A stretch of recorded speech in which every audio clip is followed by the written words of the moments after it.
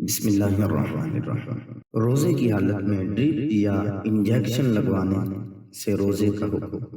چونکہ انجیکشن اس زمانے کی ایک تازہ ایجاد ہے جس کے ذریعے دوا یا غذا کو جسم میں پہنچایا جاتا ہے۔ اکثر علماء کی رائے میں انجیکشن خواہ دوا کا ہو یا جسمانی طاقت کا یا جنسی طاقت کا یا ڈرپ ہو، کسی سے بھی روزہ نہیں ٹوٹتا، کیونکہ جب تک دوا یا غذا جوف معدہ یا جوف دماغ میں نہ پہنچے روزہ نہیں ٹوٹتا۔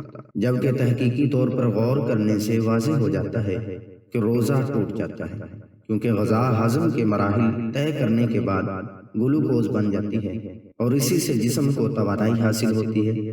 لہٰذا جب منہ کے ذریعے غذا گلوکوز بن کر جسم میں پہنچ جائے اور اس سے روزہ ٹوٹ جاتا ہے، تو اگر براہ راست گلوکوز انجیکشن یا ڈرپ کے ذریعے جسم میں پہنچایا جائے تو اس سے بھی روزہ ٹوٹ جائے گا۔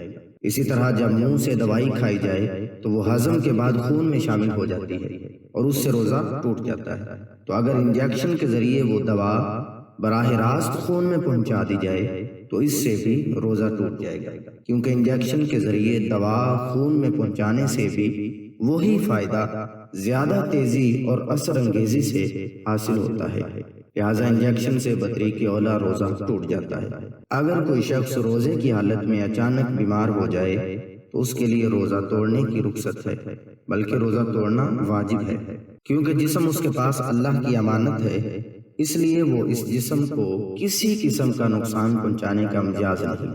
لہٰذا اگر ڈاکٹر اس کے لیے انجیکشن یا منہ سے دوائی کھانے کی تجویز کرے تو اس پر لازم ہے کہ ڈاکٹر کی ہدایت کے مطابق عمل کرے اور تندرست ہونے کے بعد اس پر اس روزے کی صرف قضا ہوگی، کفارہ نہیں ہوگا۔ مختصر یہ کہ انجیکشن یا ڈرپ کے ساتھ روزہ ٹوٹ جاتا ہے، لیکن اس سے صرف قضا لازم ہے، کفارہ لازم نہیں، کیونکہ یہ صرف معنی مفطر ہے، صورتاً نہیں۔